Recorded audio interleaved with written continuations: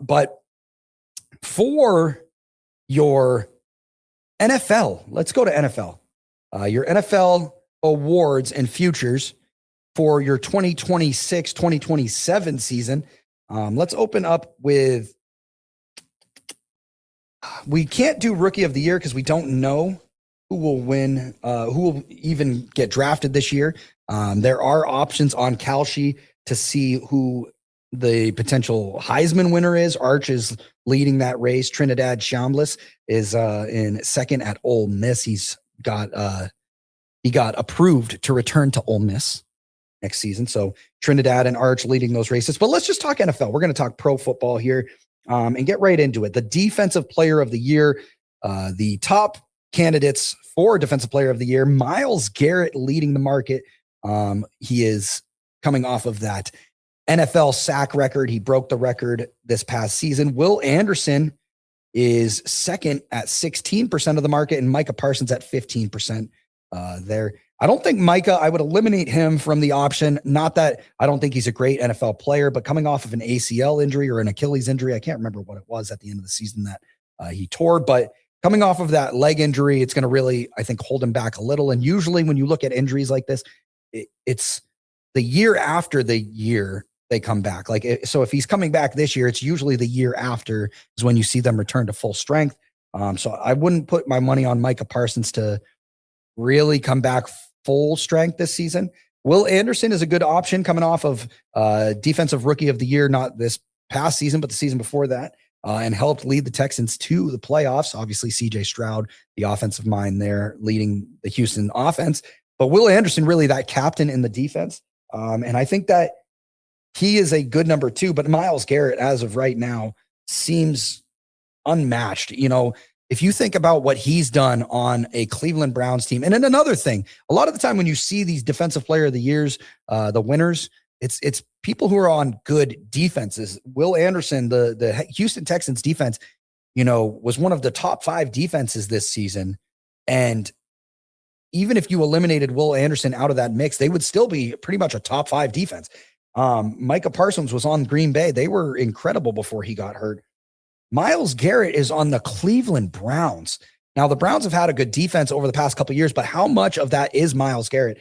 I really think, you know, he should be in discussion for MVP just because when you think about the most valuable player to a team, I know the Browns aren't really a valuable team, but when you think about who makes the biggest impact on their team, Myles Garrett, hands down, makes the largest impact on that defense. If you eliminate him from that defense, they're losing every game without a doubt. Like there's no shot they're even having a chance to win games. And the Browns ended up beating teams like the Packers this year, strictly because of the defense and obviously Joe Flacco at the time, able to carve up the Packers. But I think Myles Garrett, if I had to do a way too early prediction, he would be my defensive player of the year for the NFL.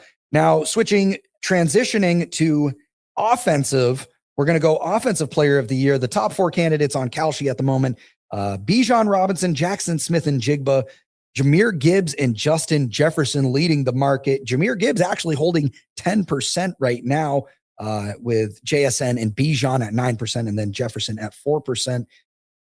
Obviously we just watched JSN have the offensive player of the year winner there, coming off of an amazing season.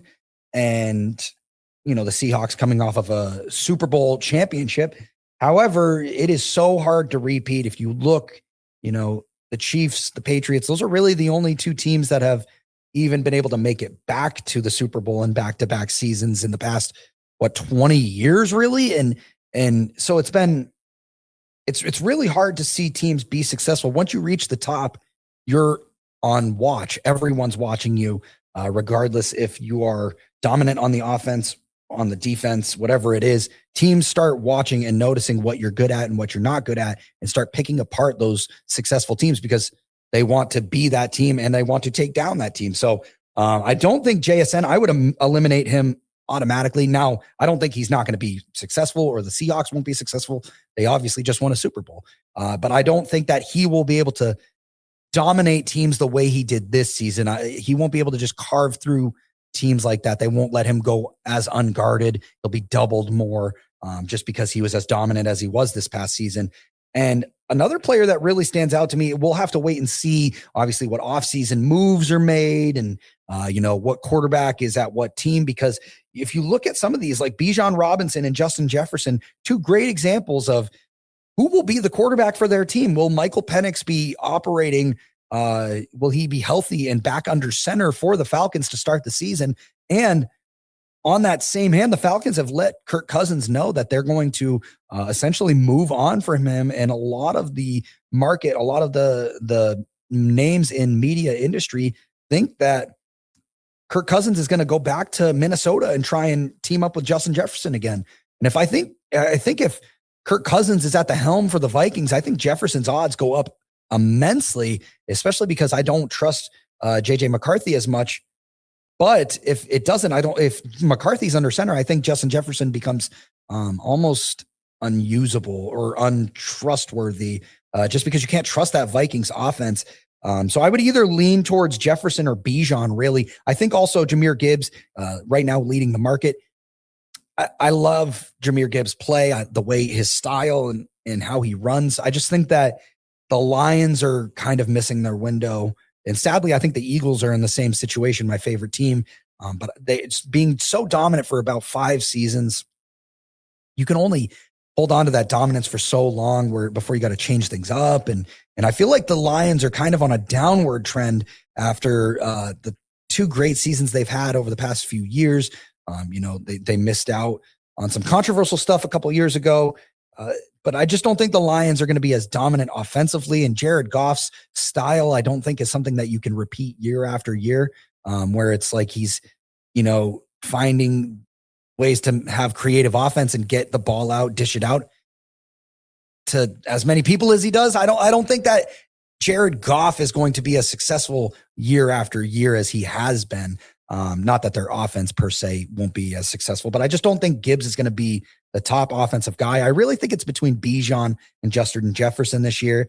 And if I had to pick one, I'd probably say Bijan's the more likely, just because if Penix is there, you can trust him. Even if Penix isn't there, if someone else is under center, Bijan's still carrying the rock. He doesn't have to catch the ball as much, as opposed to Justin Jefferson really relies on his quarterback. So I'm going to choose Bijan as my offensive player of the year. And then for MVP, which has pretty much become a quarterback award, we saw it go to Matt Stafford last year. Drake May was second in the running. I thought Drake May should have gotten it. However, I don't think he'll be able to repeat that. I think that schedule strength is really going to impact the Patriots this year. So I'd eliminate him from the chat. He is 4th right now on the market for MVP odds on Kalshi. After that, Lamar Jackson is in at a 9% rate. Justin Herbert, 9%. Josh Allen at 11, leading the way.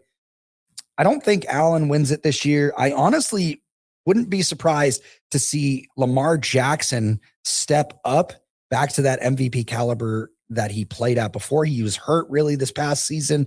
He needs more offensive targets, though, to really help him break out, because Mark Andrews, Isaiah Likely, they keep dropping the ball. Zay Flowers. He needs more people with more trustworthy hands to really help him break out. The real story of the NFL season is going to be what Justin Herbert can do with Mike McDaniel as his new offensive coordinator. If those two can really link up and have an explosive offense, get the run game going, Omari and Hampton there, some great pass catchers, and Quentin Johnson, who had a great start to last season. They've got Lad McConkey.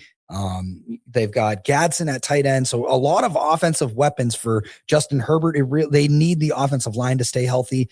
And I don't see it. I don't think it can be as demolished as it was last year. I mean, so many injuries just hit that team, and they still, put a Band-Aid over it and kept it together as long as possible. I don't see that happening this year. So I'd probably pick Justin Herbert to be my surprise MVP winner. And he is tied with Lamar at 9%. That does it for our football awards.